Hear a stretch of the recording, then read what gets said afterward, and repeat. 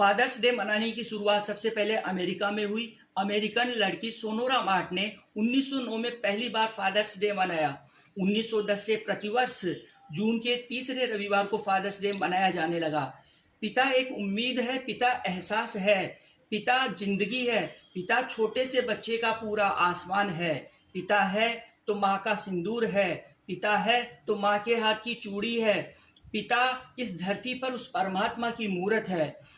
जब भी लगता है डर तो याद पिता की आती है, जब भी होते हैं तकलीफ में तो याद पिता ही आते हैं, जब भी हम होते हैं अकेले तो याद पिता ही आते हैं।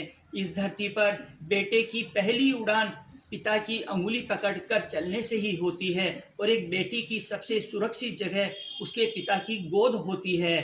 पिता हाथ थाम लेते हैं जब सारी दुनिया साथ छोड़ देती है। पिता प्यार करते हैं इतना लेकिन जताते नहीं। पिता कम बोलते हैं लेकिन उनका प्यार गहरा होता है। पिता की ममता माँ की ममता से कम नहीं होती। और दोस्तों एक बात बताता हूँ, उसके बाद कोई शंका ही नहीं रहेगी कि पिता कितने महत्वपूर्ण हैं। जब भी कोई छोटी मुसीबत आती है, जैसे कि चूहा दिख जाना, तो हमारे मुंह से निकलता है अरे मम्मी।